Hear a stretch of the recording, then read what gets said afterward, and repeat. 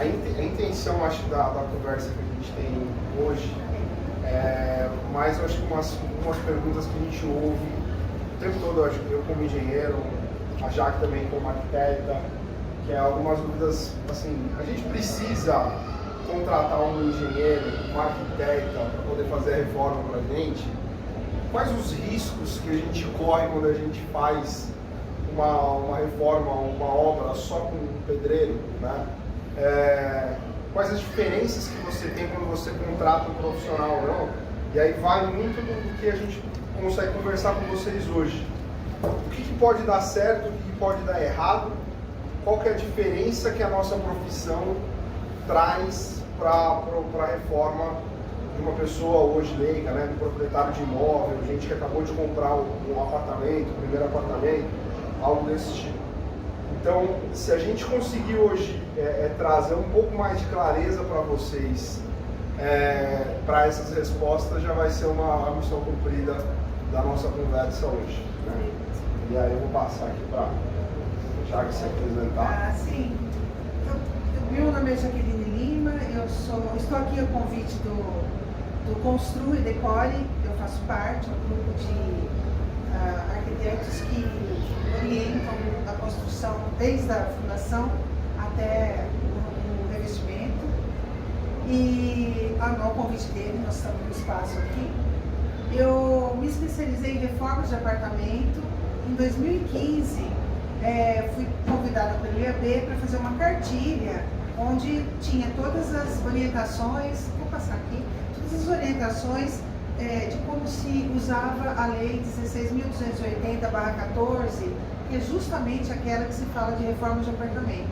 Então houve uma reunião de 3 órgãos, né, o Sicov, a Associação dos Engenheiros e dos Arquitetos, e definiu algumas regras de procedimentos, e eu tive a felicidade de fazer parte dessa cartilha. Vou passar para vocês.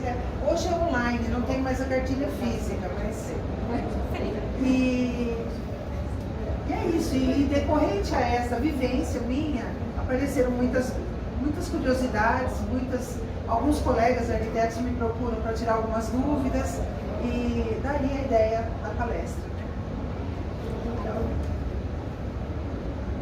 Eu vim me apresentando um pouco, eu sou Kelvin, sou engenheiro civil, sou graduado em engenharia, eu costumo dizer isso, né?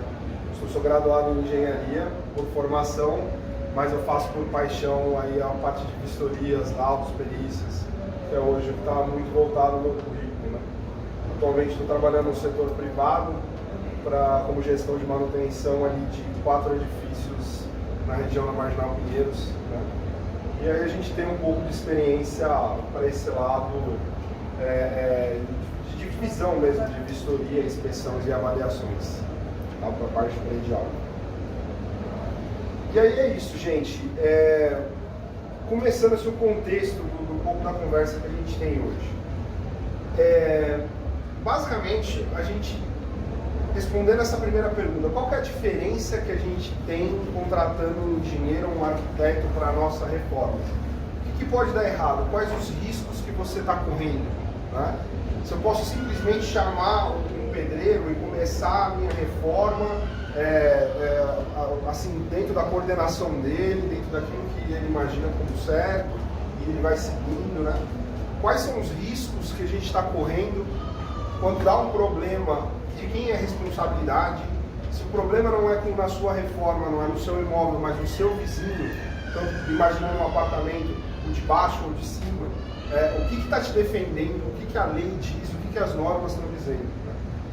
Então, pensando nisso, que na verdade a Associação Brasileira de Normas Técnicas, para proteger as pessoas, para que um vizinho possa proteger o outro, ou para que não dê um problema muito grave na tua reforma, eles fizeram uma metodologia que hoje está na 16280. Tá?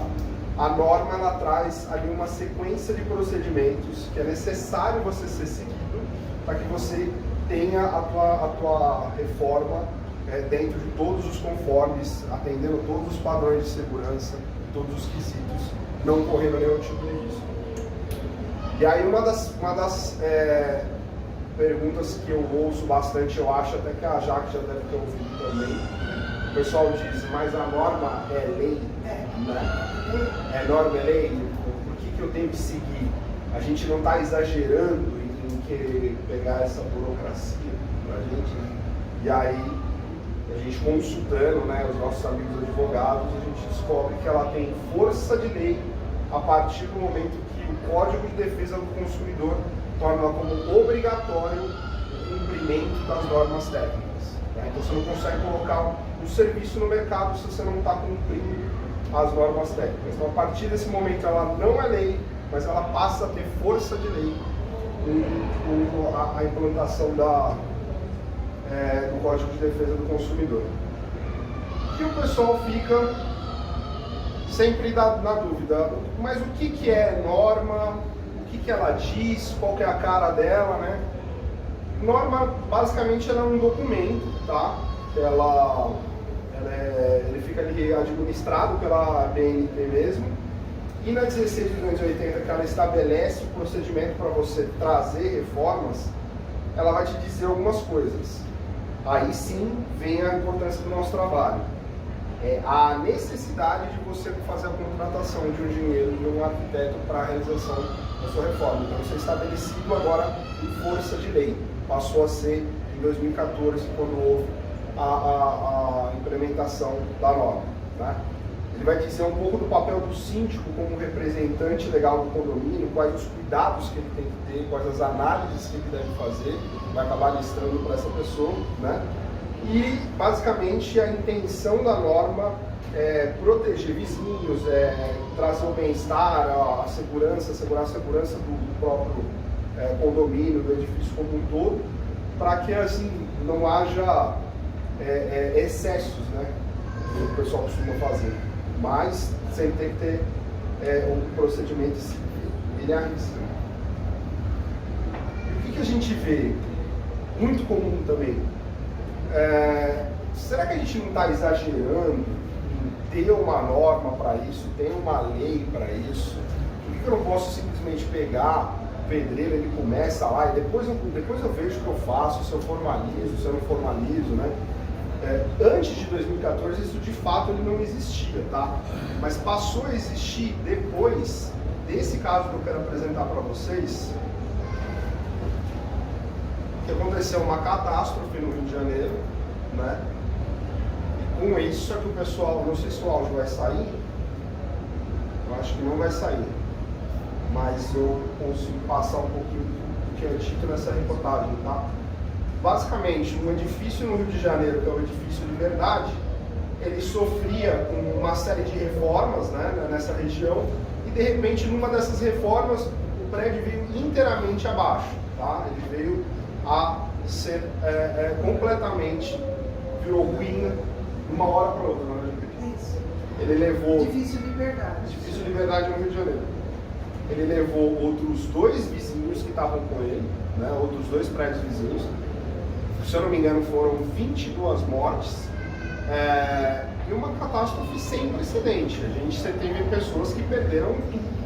Tinha pessoas que só tinham esse imóvel, só tinham isso como investimento. Tiveram famílias que até hoje não foram indenizadas. O processo para poder colocar a culpa nos culpados estava acontecendo até hoje, né? Então é algo que, dado o tamanho da gravidade desse problema, a ABNT resolveu criar essa norma técnica para poder colocar isso em ordem, né? A omissão da administração do prédio foi considerada crime e o síndico não foi preso apenas porque ele infartou. Foi isso Durante mesmo. a notificação ele passou mal, infartou, pessoa já de idade. E aí sim o CREA, enfim, surgiu com as normas técnicas de aprovação. E dizem que até o síndico infartou porque ele soube do tamanho do problema e quanto tempo de cadeia ele ia pegar. O pessoal fala que é isso, mas a gente nunca sabe. Boatos, né? A gente não sabe. Então, dado o tamanho da importância e o nível de problema que a gente chegou, é que foi criado a norma técnica. Um pouquinho do que ela diz, né? Seguir adiante. quando você contrata o teu engenheiro ou o teu arquiteto, o que é necessário você entregar para ele, para que ele possa começar o trabalho de planejamento da tua obra, da tua reforma? Então, a própria norma vai dizer, olha, o teu engenheiro e o teu arquiteto, ele tem que ter acesso ao manual do proprietário, um dos principais documentos, que é a comunicação que a construtora está fazendo com um profissional que vai entrar reformando. Né?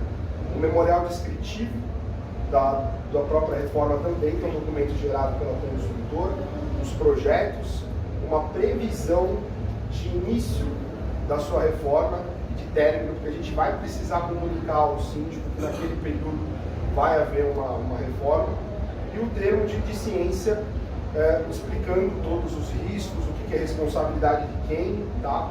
Vai acabar mostrando.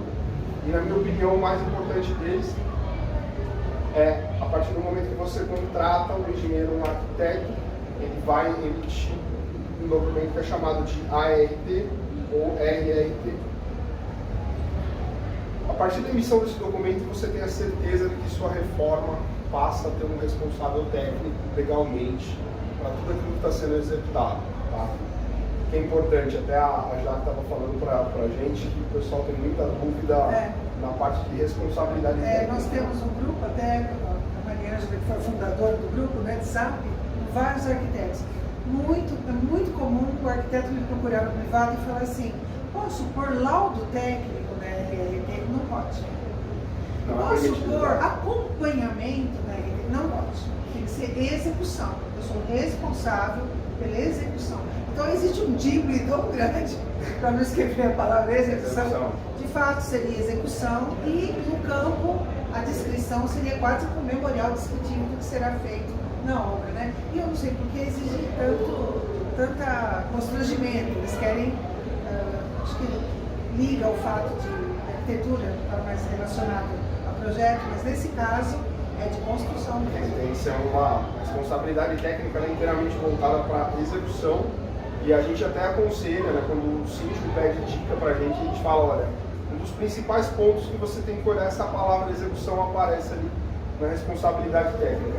Apareceu, você já recolhe aqui. Pode ser lá? Não. Não pode ser lá, tem que ser a execução mesmo. Esse documento ele fica ali com a administração, com o síndico, ele retém esse documento, uma cópia fica com ele, e é importantíssimo guardar para uma questão futura, algo do tipo, fazer uma consulta, entender as datas, fazer ali o que é necessário para a administração, tá? Lembrando que tudo isso é obrigatório por força de lei. E aí chega a parte que é, vamos dizer assim, o bônus também da coisa, né? Quando você contrata um engenheiro ou um arquiteto, você está levando a experiência que essa pessoa tem com gestão de reforma e gestão de obras, para poder te ajudar no que pode dar certo, o que pode dar errado ali, e estudar caso a caso, né? Sempre alguns casos sempre vão precisar de mais detalhes, mas poder trazer comprar essa bagagem também desse engenheiro, desse arquiteto. E aí, o que é muito comum o pessoal fazer é uma dúvida frequentíssima com relação às questões de fachada, né? A gente vai precisar fazer um envidraçamento de fachada, eu quero envidraçar, eu quero fazer uma alteração, como é que é feito isso, né? Então, por experiência, a gente sabe que hoje, além da norma técnica, a gente tem a convenção de condomínio, que ela vai trazer algumas restrições para você fazer esse tipo de alteração. Tudo isso pensando no bem do prédio, no bem material que você tem ali, pensando numa valorização dos seus imóveis. Então, normalmente é feito um projeto padronizado, é apresentado em assembleia, as pessoas votam, trazem, tudo isso para que você não tenha uma despadronização e uma consequente desvalorização dos imóveis. Tá? Então, o serviço de administração é muito interessante por esse lado. A alteração também do padrão de fachada é um problema que é muito frequente, as pessoas têm muita dúvida. Por que a gente não pode, de house de elevadores, por que a gente não pode alterar? Porque meu vizinho vai lá, troca a soleira, o outro troca o batente, o outro troca a cor da porta. Mas então a gente vê que alguns estudos, e aí entra a parte imobiliária da coisa, a gente tem observado que isso tem depreciado alguns imóveis. Tá? Então, esse estudo de administração, a gente entrar com esse olhar técnico e mostrar, convencer essas pessoas, é muito importante. O uso de equipamentos de alto impacto tem que ser feito com muito cuidado. Tá? Então, a gente observa que, de uns tempos para cá, a espessura das lajes nos condomínios ela tem diminuído cada vez mais. Né? Então, hoje já é possível você entregar uma laje com 7 centímetros de espessura. Quando você entra com um equipamento de alto impacto, ele vai causar uma vibração na tua laje. Isso tem que ser utilizado com muito cuidado, tá? Saber qual que é a potência que você está colocando nesse equipamento, se ele é extremamente potente ou se ele consegue atender esse serviço, mas acontece de vibrar a laje, em alguns casos, e aí derrubar o fogo do vizinho de baixo, derrubar a luz, isso é muito comum. Então você tem que ter, para poder colocar esse tipo de equipamento em obra, você tem que ter uma experiência muito boa e profissionais que você possa confiar. Intervenções sobre os elementos estruturais, para mim, é o mais importante, que é o caso do edifício de verdade. Né? Então a gente vai, eu quero derrubar uma parede, eu sempre quis ter uma cozinha americana, eu vi que tem um pilar aqui no meio da minha sala, eu não tenho interesse em manter ele, eu comprei um apartamento e eu quero tirar. Eu tenho uma viga que está passando ali que eu achei horrível, é fazer um rebaixamento de forro e tirar essa viga. Pessoal, isso é extremamente importante, é você entender que alguns elementos eles não podem ser alterados, outros até podem ser alterados, mas você vai ter que gastar um dinheiro com reforço estrutural. Né? É importantíssimo, antes de mexer em qualquer situação relacionada desse gênero, entender o que já foi feito naquele edifício, se aquele edifício tem uma boa gestão dos elementos estruturais, ou se ele já apresenta sinais de que a coisa não vai bem, trinca, fissura, rachadura, vazamentos, sinais de que aquilo ali já está há um bom tempo lá. Antes de mexer, é importantíssimo a gente dar uma olhada em tudo isso, consultar também, se for o caso, engenheiro calculista estrutural, para que você tenha um procedimento 100% seguro e evitar que grandes problemas acabam ocorrendo. Não adianta nada você também tirar um pilar, tirar uma parede estrutural e passado 3, 4 anos você tem uma fissura enorme cortando a sala inteira e a gente não sabe muito bem de onde vem. De onde vem? Vem justamente, você pega uma investigação justamente desse elemento estrutural que você acabou tirando. A parte de instalações elétricas é importantíssimo, principalmente chegando agora no verão. É interessante que muitas pessoas acabam comprando, né, os equipamentos elétricos sem entender se o apartamento ou a casa está dimensionada para receber esse tipo de equipamento. Então, às vezes, a gente acaba sendo convencido pelo pessoal da loja a comprar um ar-condicionado, eles vão mandar um técnico, o técnico vai fazer a instalação, um cara super experiente e tudo mais. Mas você tem que entender que, às vezes, esse técnico está defendendo o interesse da loja. Ele não está defendendo, muitas vezes, o seu bem-estar ou a sua segurança, tá? Sempre consulte engenheiro ou arquiteto para trazer para você, fazer uma análise, entender se de fato teu apartamento comporta a instalação, por exemplo, de um ar-condicionado. Esse é um deles, mas tem um outro que costuma dar bastante problema e é necessário uma atenção muito grande, que é o fogão top. Ele também tem uma potência elevada, mas isso acontece para outras coisas, toalheiro elétrico, todos os sistemas que é voltado para aquecimento, resfriamento. É interessante você consultar um engenheiro ou arquiteto para verificar, dar uma olhada ali no seu apartamento se comporta ou não.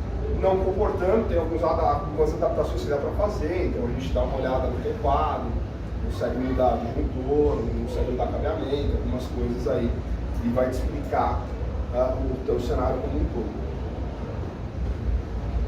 Alterações na tubulações de gás também é um ponto de extrema atenção. Você não pode pegar um encanador que está habituado com água fria, esgoto, e querer chamar esse cara para poder fazer uma alteração de gás, tá? Esse cara tem que apresentar para você um teste de estanqueidade. A gente sempre diz que é interessante você também entender com a concessionária se ela já tem alguns encanadores homologados, algumas empresas de encanamento, tá? Fazer isso daqui com o máximo de segurança possível. Quando o cara te apresenta esse teste de estanqueidade, guarda esse teste. Esse teste já salvou pessoas para algumas seguradoras que se recusaram a pagar o valor do sinistro. Então essa pessoa conseguiu montar uma defesa, apresentou o teste de estanqueidade, anexou, depois ganhar esse tipo de situação. Então é algo que de fato vale a pena fazer bem feito e deixar muito bem arquivado caso dê problema no futuro. E aí é isso. Entrando um pouco, voltando na parte estrutural, né, o pessoal em reformas, uma das situações que surge muito como a gente vai fazer para realocar pontos de elétrica, hidráulica, esgoto, gás, igual a gente apresentou. Qual que é a maneira mais barata de fazer isso? Se de repente o ponto que você está sugerindo, ele vai passar dentro de um elemento estrutural, será que não daria para a gente fazer um desvio, evitar passar dentro desse elemento estrutural? Senão não vale a pena a gente fazer uma parede falsa para evitar sair rasgando parede, gerar entulho, mais problema, mais gasto, né? Então o engenheiro e o arquiteto ele vai estar sempre pensando em você soluções para você deixar de gastar mais e dois, correr mais riscos na sua reforma, né? Então até uma tecnologia surgiu recentemente, que é a questão da eletrofita, né? Que você consegue realocar pontos de energia elétrica sem rasgar a parede. Ela passa por de cima mesmo da pintura, você consegue disfarçar ela passando ali uma massa corrida, lixando e pintando de novo. O produto final fica bem legal. Ar-condicionado também, voltando, né, nessa questão do ar-condicionado, sempre é necessário você fazer uma análise de potência, entender se o seu apartamento está comportando um ar-condicionado na potência que você quer colocar. Então algumas construtoras já te entregam uma plantinha sugerindo onde você vai colocar a evaporadora, a condensadora, a rede frigorígena, né? E eles já apresentam para você o quanto que você tem de potência disponível para poder fazer a instalação desse ar-condicionado. Ah, mas eu quero um ar-condicionado ainda mais potente do que isso. Sim, vamos dar uma olhada no teu quadro, vamos dar uma olhada no que você tem ali de cabeamento, de juntor, que dá para ser feito de alteração para poder te atender. Mas obviamente que a gente não vai conseguir transformar o teu apartamento numa central de refrigeramento, né? Isso tem um certo limite. E do ar-condicionado a gente sempre indica, pessoal, vamos evitar ao máximo, isso mais para prédios comerciais, né? A gente colocar a condensadora pendurada lá de fora de prédio, tá? Se necessário, se for uma coisa de último caso mesmo, é necessário sempre ter uma perícia, uma avaliação de como está essas mãos francesas, como é que está a estrutura que segura essa condensadora, tá? Mas é sempre indicado você colocar na varanda. As próprias unidades, os próprios manuais do proprietário estão trazendo a posição exata que fica a condensadora dos vídeos. E aí é isso. O que é muito comum da vivência também da Jaque? Então agora eu vou trazer algumas curiosidades de estudo de caso, ou algumas situações que a gente tem que se aconselhar um pouco do síndico, da administradora, né? E alguns estudos de casos que deram certo, coisas inusitadas. Bom, a princípio esse é uma dúvida recorrente que aconteceu, uma curiosidade comigo há pouco tempo atrás. Um síndico que era também morador do prédio, o senhor, né, ele que não é o síndico profissional, chegou para o meu cliente e falou assim, vocês vão ter que descer o material, que é o piso e o argamassa, na garagem do subsolo. E o empreiteiro vai subir pouco a pouco, um pouquinho por vez. Então eu achei muito curioso aquilo, porque logisticamente isso não é possível. Você chegar, quando vem da loja, entra de caminhão, né? O caminhão traz a loja, o entregador já sobe o elevador. Então houve esse papo, e eu falei, uma coisa que parece tão óbvia, mas o lixo e o entulho, ele deve ser acomodado sempre nas extremidades do compartimento. E é suportável, isso a laje vai suportar, inclusive esse material que chega. E eu sei que criou um pouco de desconforto, porque entra aí uma parte técnica, uma parte de conhecimento. Dizer que não, podia subir, a loja podia entregar dentro do apartamento, que não ia acontecer nada, desde que armazenado pontualmente encostado nas paredes, que é onde a força seria uma maneira correta. A parte técnica. E o pessoal tem que confiar sempre na palavra da gente, né, Jaqueline? Porque a RT é nossa, né? Aí o desconforto foi que os peões falavam, não, isso não vai virar, tem que subir de caixa por caixa, por aquele desconforto. Algumas situações de casos que deram certo, algumas reformas inusitadas que deram certo. Ele já falou do que teve de desgraça e o que agora é só a parte legal, que a parte boa da coisa. Então, o arquiteto de administrações, a gente sempre brinca com isso, né? E chegou um casal de clientes que não pretendiam ter filhos e começaram a trabalhar o apartamento de uma forma assim, uma sala só para yoga, e coisas assim, uma mesa de snook no meio da sala. E era o desejo do casal ter uma banheira na suíte. E não era previsto pela construtora. Um apartamento legal, Botanique, ali na Hortolândia. E aquilo, ela me falou daquele sonho, e aquilo ficou na minha cabeça. Eu falei, mas será que não pode mesmo? Pôr banheira no dormitório? Aí eu liguei para o meu engenheiro calculista. Você já me não. Teoricamente pode, porque uma laje suporta lá uns 500 quilos e, apesar de ser pontual, teoricamente pode. Aí ele veio em contato com a administradora, a arquiteta que aprova o projeto. Falei, Ana Paula, eu acho que, pelo que eu estou entendendo, conversando com o meu cliente, é possível. Eu falei assim, olha, já tem uma maneira de aprovar. Você entra em contato com o engenheiro calculista, com a empresa, com o escritório, até que famoso em Campinas, vem.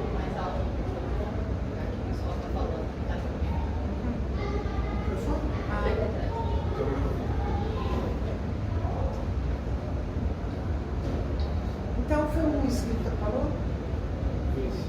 Alô? Nós estamos gravando, o pessoal está ao vivo. Então, essa construtora é um escritório de estrutural, de cálculos, especializado em cálculos, o Wendling Engenharia. E eu liguei, por sorte, foi o filho do proprietário me atendeu e expliquei para ele a situação. Falei, mas eu queria agradar a minha cliente. A cliente tem esse sonho, enfim. Aí ele falou assim, olha, tem uma maneira. Você acha um lugar que me forneça o corpo de prova da banheira. Então é mais ou menos um ensaio, o corpo de prova, que conforme for enchendo, eu tenho que saber direitinho quanto que pesa. Aí eu faço o cálculo, vocês me pagam o cálculo, recolho uma RT e aí o condomínio aceita. Então a gente fez isso, foi muito difícil achar uma empresa, a empresa grande não queria, não é que não queria, não se interessou.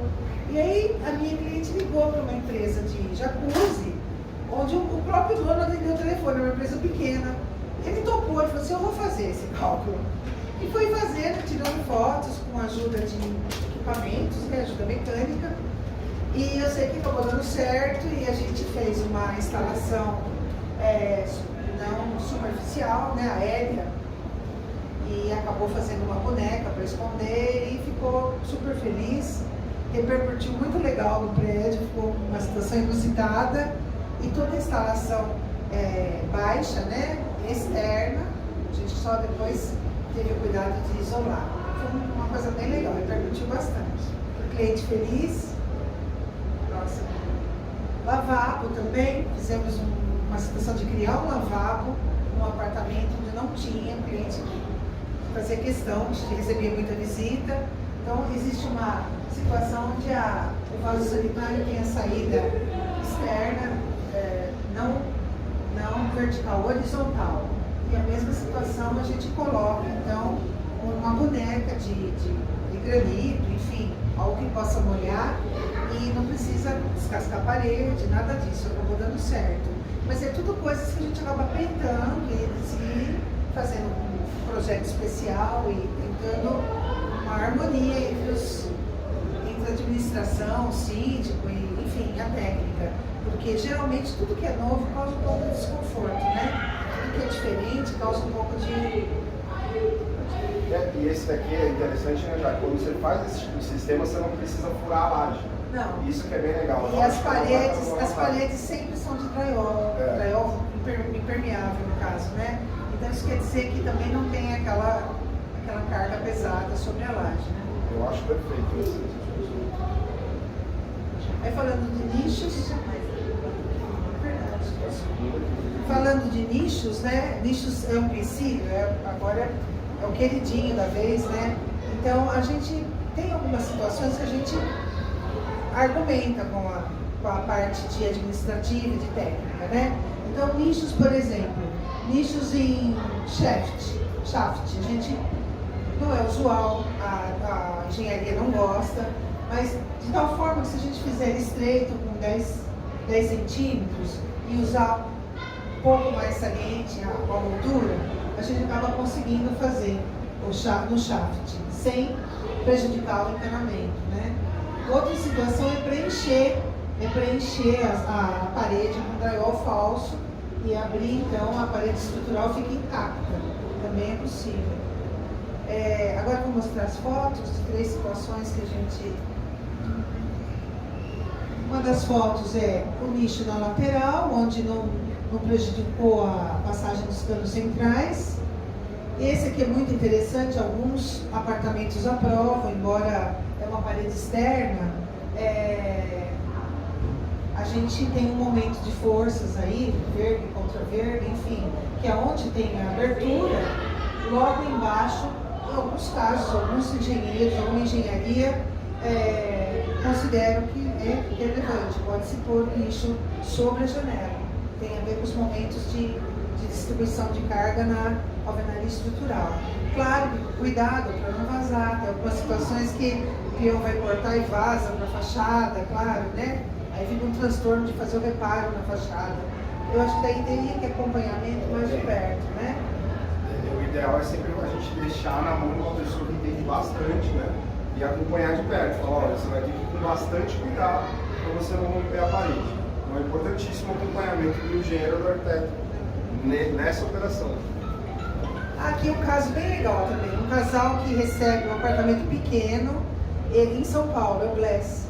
E aí a varanda dos apartamentos em São Paulo costumam ser generosas, não tanto quanto a parte interna. E é um casal que recebe muito amigos, tem um grupo de 15 casais, e eles queriam uma churrasqueira.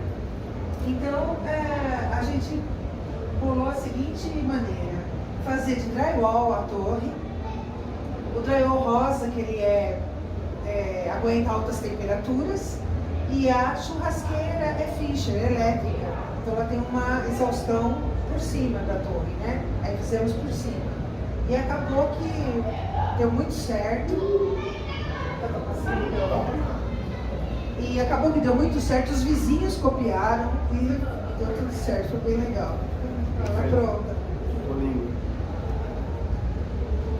E aí as reformas que são possíveis. Alguns apartamentos têm paredes que não são estrutural, são de alvenaria. Então se você fizer um pedido, laudar isso, né?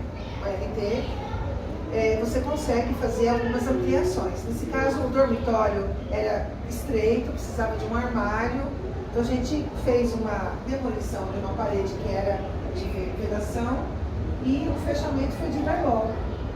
E aí, na próxima imagem, fica o dormitório ampliado. Esse é um open view. O dormitório com a parede de drywall, né, que é leve no caso, e a gente conseguiu encaixar então um armário do casal que estava fazendo falta. Perfeito. Isso.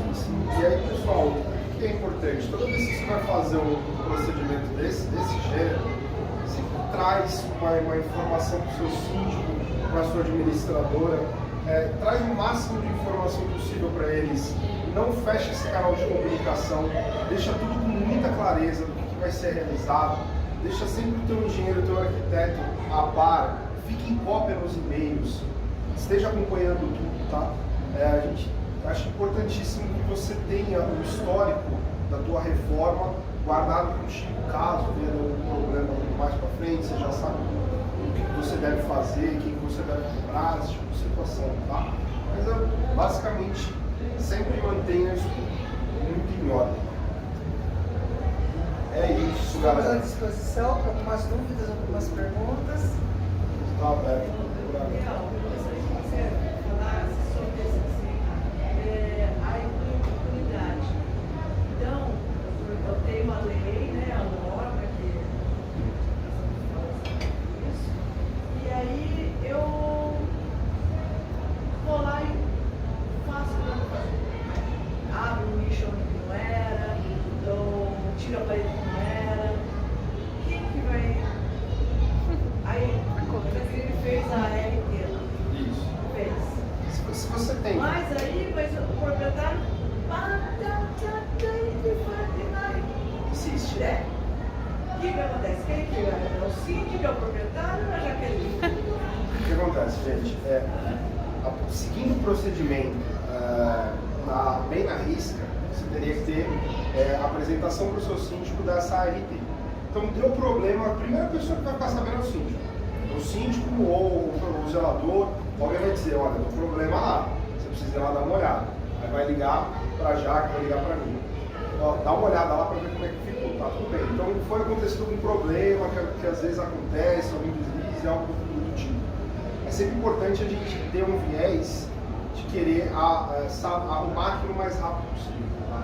Primeiro, antes de acontecer qualquer tipo de situação, você já vai ter um planejamento. Você consegue fazer uma gestão de risco e saber, se acontecer algum tipo de problema, você já tem um procedimento que deve ser feito para o reparo. Né? O planejamento também evita que você tenha esse problema mais para frente. Mas sempre tem uma intenção, a gente sempre está muito aberto de entender qual é a melhor maneira da gente solucionar esse tipo de problema. E é possível, sempre é possível você trazer uma solução desse jeito. Tá? Então, o memorial descritivo é a coisa mais importante que tem. Sim. Você já quem entrega a obra, tudo certinho, virou as costas, vou lá e abro, é o que eu pedi. Eu acho que é pedido para se reverter, né, Cláudio? É feito pedido de indenização, você repara isso. Pedido para se reverter, são as penas da lei. Pode fazer o que quer. E esse é o problema. Agora, você imagina uma situação dessa onde você faz sem engenheiro, sem arquiteto. Não tem documentação de nada.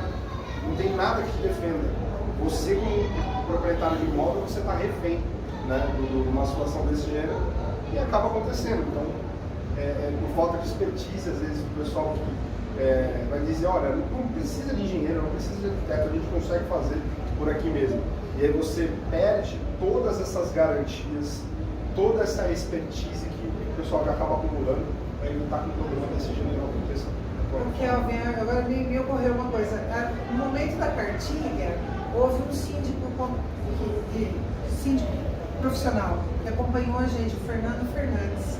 E ele dizia assim que, mesmo com o arquiteto, acontecia tanta coisa durante a obra que eles tinham que subir 2, 3 vezes para fotografar, porque acontece, claro, né? Mesmo com o arquiteto, se não estando junto, às vezes o proprietário pede para fazer alguma coisa, então ele falava assim que era muito corriqueiro isso. Tinha que acompanhar meio ferrenho, ele era meio chato nesse sentido. A própria norma diz que ele tem que vistoriar essas ele tinha medo, né? Estava muito recente a história da lei, então ele disse que subia muito para fiscalizar. Era interessante. Acontece sim, mesmo com os arquitetos, né?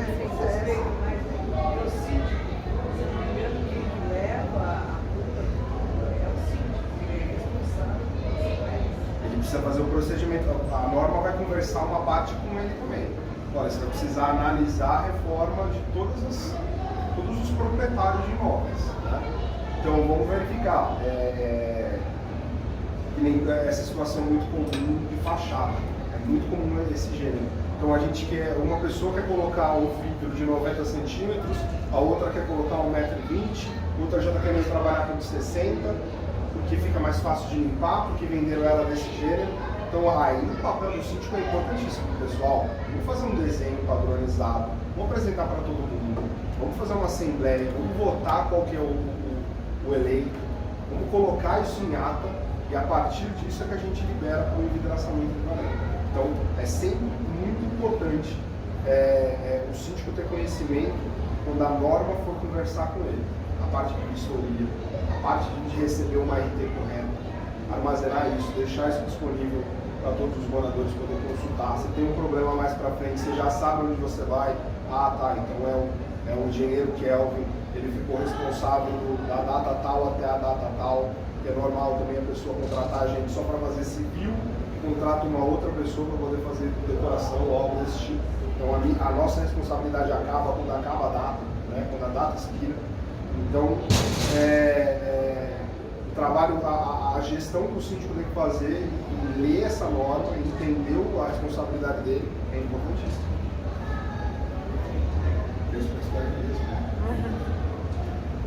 O manual, esse manual que você mostrou pra gente, está online agora, né?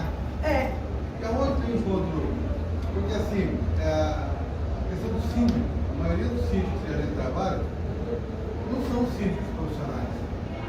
Isso é uma coisa que está pintando agora e que provavelmente venha a ser, até pelo tamanho dos condomínios hoje, cresceram muito e cada tem que ser profissional.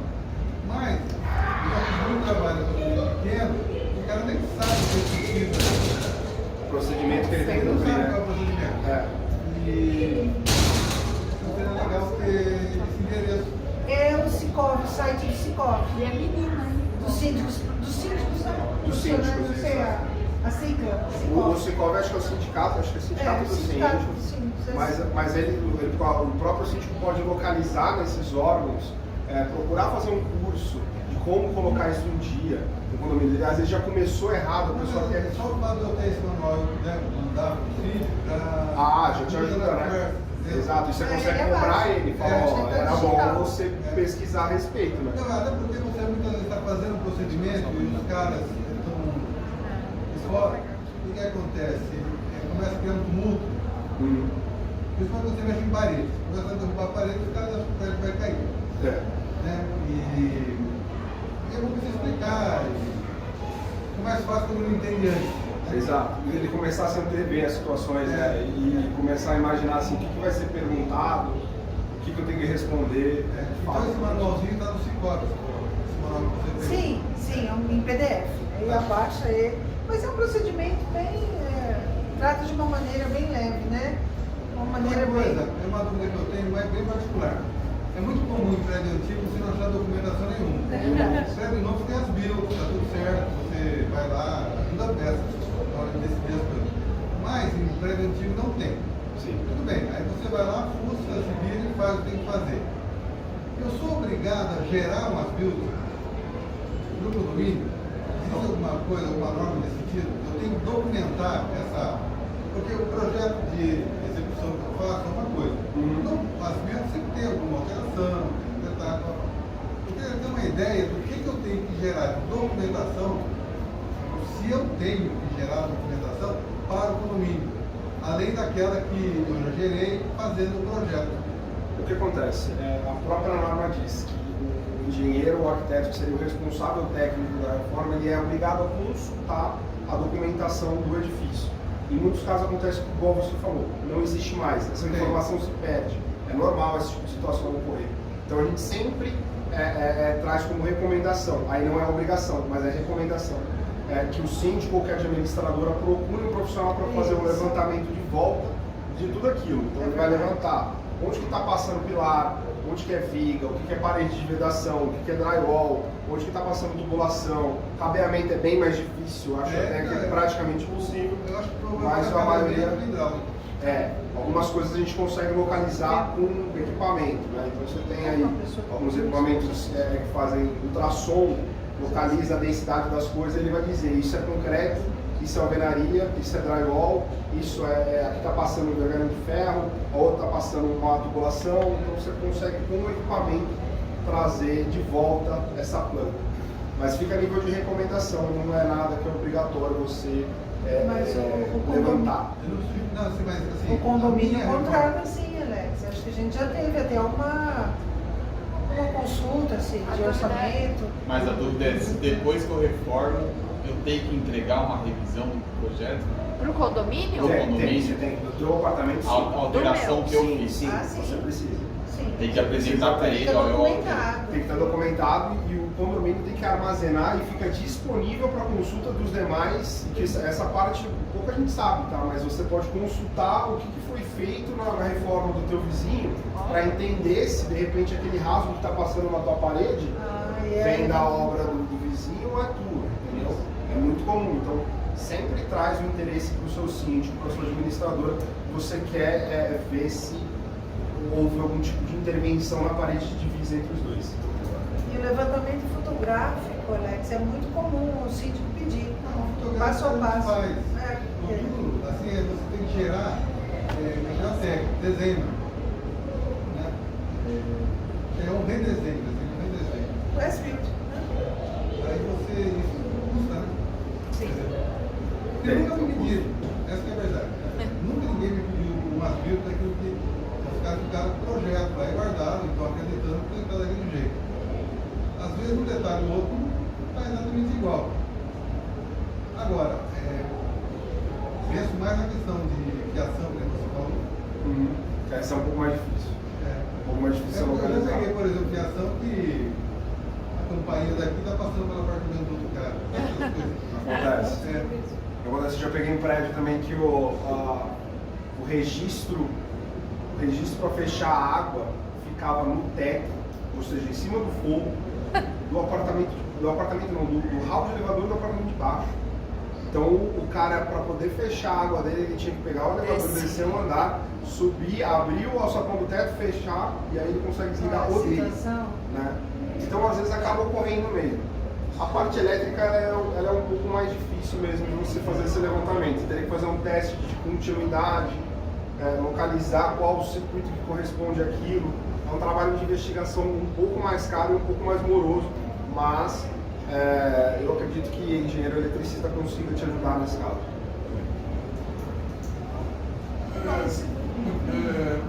Tudo bem, eu queria perguntar para ela, apresentando aqui o caso da Jacuzzi, que foi colocada. Nossa, vai estar interessado, Eu ó. perguntar o seguinte, como é que fica a parte hidráulica daquele negócio num lugar onde não existia essa parte hidráulica? Aparente. Aparente. Só que a gente faz de tal forma que fica encostado na parede, baixa, e a gente faz uma muretinha de pedra. No caso ali foi granito. Ficou de prateleira. Aparente. No caso de um apartamento assim, um pouco mais antigo, a pessoa quer colocar, pode fazer dessa maneira como você está falando, mas assim, e a questão da vibração, porque jacuzzi geralmente faz um barulho, faz uma coisa, entendeu? Não é moderna, não é moderna. Tá muito bem. É moderna. Olha, eu não vi nenhuma até hoje. Ai, não. Essa é moderna. Olha, eu tenho que defender essa empresa, porque eles foram tão legais. O proprietário ficou fazendo ensaio. Tá, não, última geração. Eu trabalhei numa empresa que uma das áreas trabalhava com bombas para jacuzzi, né? Que era a Silent, uma bomba silenciosa e tal, mas mesmo assim era a mais silenciosa do país, né? Mas mesmo assim, olha, ela faz uma vibração, faz um barulho, quer dizer, o vizinho de baixo. Ah, deve ter adorado. Tinha que. Qual que é o seu nome mesmo? Ronaldo. Ô, Ronaldo, essa história que eu vou tão assim, inusitada, eu tava passado isso, né? Usei uma banheira lá, funcionou, ninguém de barulho não chegou nada pra mim. Mas eu tava um dia passado isso, tocou o telefone, era uma senhora, e ela falou assim, Jaqueline, você foi muito bem indicada. Eu sou de Campinas, compramos um apartamento aí em Jundiaí, quem me indicou foi o Wengler, aquele Que fez Que fez da o cálculo. firma, não, a firma de engenharia de cálculo estrutural que fez os prédios, que fez o laudo que podia pra banheira. Aí ele falou assim, que você é ótimo, você resolve mesmo as coisas que não pode. Fiquei conhecida por resolvendo problemas. Ronaldo, na dúvida. Inusitadas. Não, o calculista que fez o modelista. Ele acompanhou a minha história toda, eu vendi a história. mas Você você não não como, quer falar que- o nome da empresa da banheira? Europa. A Europa? É no interior, eu não lembro que região do interior, do interior. Ele foi, batia foto, mandava. Aí fazia o ensaio com equipamento mecânico, né? Faz, tem que fazer Aí fazia os ensaios, mandava foto e o rapaz de Campinas adorou. Coisa com problema, procura essa arquiteta que ela é boa. Pepino, ela resolve Por pepino. banheiro, por lavar? Ela resolve pepino, enfim, é boa. Não conheço. Eu tenho mais uma outra questão que tem nada a ver com o jacuzzi. É assim, o nosso condomínio agora vai passar pela pintura, né, dos prédios, né? E eu estive conversando lá com o síndico e ele começou, mais ou menos, a apresentar as cores disponíveis, né? E eu comecei a perceber que as cores não fogem muito daquilo que já está lá há anos, há séculos ali, né? Tem alguma legislação que impede, por exemplo, o cara tem um apartamento lá, o prédio é verde, o cara fazer ele vermelho, por exemplo. Tem alguma legislação, alguma lei que impeça de mudar totalmente a cor do prédio? Porque você segue o mesmo padrão, já é a terceira vez que vai ser pintado o prédio. E não foge, as coisas que são apresentadas não fogem muito daquilo que já Eu acho existe, que né? passa na convenção, né? Tem que fazer uma Passa na assembleia, tem que convenção, votar. eu acho que É, sim. mas assim, não pode. Lauri, você sabe responder, Lauri? Não sei. Eu imagino que se você tiver aceitando essa alteração, Mesmo se for de uma cor para outra, se o pessoal topar, a gente entende que pode trocar. Porque às vezes entra a questão de custo, porque às vezes você tem uma quantidade muito grande de textura que você vai ter que aplicar, né? E aí às vezes você entende que você consegue uma negociação melhor, uma cor um tanto quanto diferente, aí o pessoal costuma optar por que vai financeiramente ser mais tranquilo. É porque eu tenho um condomínio muito grande perto da minha casa que ele é vermelho. Tem assim, acho que uns 10 prédios, e todos os prédios são vermelhos. Eu conversando uma vez com um engenheiro que morava no nosso prédio, falou que os condomínios lá eles não podem mudar de cor. Por quê? Porque a prefeitura falou alguma coisa para mim. Eu achei meio estranho, né? Eu acho que não Não sei. Eu Esse participei do problema não conselho de patrimônio histórico, aí sim, tem lei, não pode mudar. Era beijinho na década e fica beijinho da cor original. A casa rosa é rosa, continua rosa. De certa forma, Mas ele é uma é. referência no bairro, lá na região, Sim. porque todo mundo conhece. Sim, lá, mas lá, é lá, casas não pagam vermelho. pelo patrimônio. né? Casa rosa Tem a ver com Casa rosa. Bom, vermelho forte. vermelho, assim, Muito bom. Pode levantar e trazer numa próxima. Esse tema daí. Olha lá. fazer a seguinte pergunta, né? Nesse momento, você já tem uma lista, né? Principalmente os imóveis mais antigos, eles têm pouca memória. Em relação aos imóveis mais recentes, as construtoras estão hoje mais automatizadas, têm informações disponíveis mais ao alcance, principalmente de vocês, quando mexer em algo relacionado a isso. Vocês têm ideia se está atingindo, por exemplo, alguma norma onde as construtoras sejam responsáveis a fornecer esses dados para arquivo da X? Por hora eu não tive acesso a essa informação. Eu sei que há uma informatização, de fato. Hoje, o fornecimento de projetos, manual do proprietário, essas informações que estão disponibilizadas, eles já estão na nuvem, né? Então a pessoa ela descarrega essas informações. Isso, em alguns casos, já não é entregue mais fisicamente, e sim digitalmente, né? Que fica ali armazenado nos próprios servidores ali da construtora. Mas se é algo que vai ser obrigatório no futuro, um período de armazenagem maior ou algo desse tipo, é uma informação que eu acho que ainda não chegou para a gente. Pode ser que no futuro chegue, mas ainda não sei dizer. Por enquanto ainda não se Por enquanto não, só ou não se por hora é entregue, né? E até ele nem especifica o meio. Pode ser digital, pode ser físico, pode ser numa mídia física. Então, ele não especifica. Então, cada construtora trabalha com o que acha mais conveniente hoje. Eu sei que muitos dos imóveis já estão sendo entregues digitalmente. Dauri, teve uma palestra aqui na quinta-feira da SAEP, pessoal da prefeitura, né? Que diz que já está implantando um sistema que você, com o número da matrícula.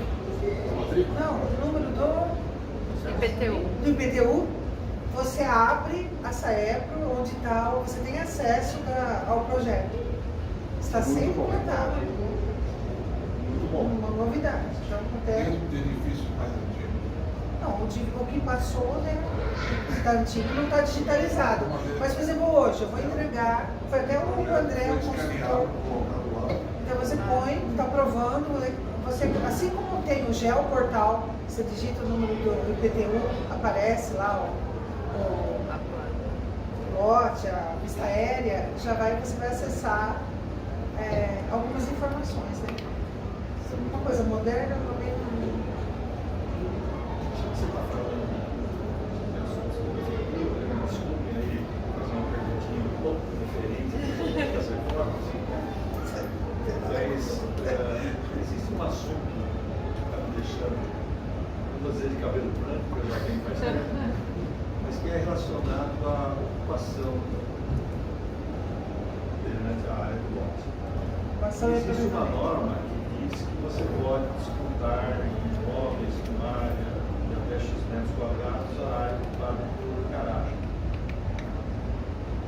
Só que construções associadas, muitas vezes você está ocupando propriamente não só o térreo onde tem a garagem, mas sobre a garagem também. O meu conceito, se você está ocupando o andar de cima, né? Falando agora mais a nível de residência.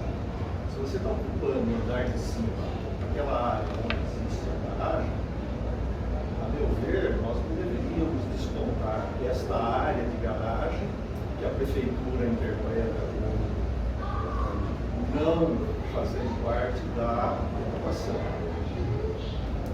Vocês já tiveram algum problema desse tipo? Eu tenho a impressão que não é, que é descontado. Eu tenho a impressão que é descontado. Se você está ocupando, se a mancha, você está dizendo de recuo? Estamos falando de A recuo. mancha vamos pensar, o andar térreo tem a garagem.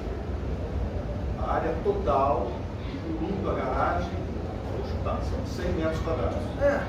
Mas a garagem é 20. Você não poderia ocupar naquele lote pequenininho 100 metros quadrados. Tem Não só entra na 150. ocupação. Ah, Sabe, Alex? 60%. Você está falando de ocupação mesmo. Não é de aproveitamento. Não sei, eu acho O que. aproveitamento é 2, 3 vezes a área. É porque assim, eu não tenho essa informação. Tudo que eu tenho feito, a garagem, ela entra na ocupação. Assim, se ela tiver, eu tenho a casa aqui, a garagem está aqui, ela entra na ocupação. Dori Floreira, passado de 1 metro entra. Passou a mancha, 1 metro entra, Floreira. Então, eu não vou saber o número agora, né? Passado de 1 metro, se for uma floreira, ela está fazendo a mancha embaixo. Passou 1 metro, vira marquise. Até casinha de cachorro, quando você vai fazer? Nossa. Não, assim, ó, casinha de cachorro, se tiver até 1,80 m de altura e uma metragem no outro, ela não pode caracterizar como habitável. Então, ela não pode morar. Depende do tipo. Mas aí você não conta. Não entra na. Então, eu fiz a casinha de cachorro. Não é. Mas se você tiver um dela, ela vai entrar. Entrou. Casinha de cachorro. Mas eu viu, Alex, eu fiz a casinha de cachorro habitável. Eu entrar e lavar, né? Não, então Limpar. ela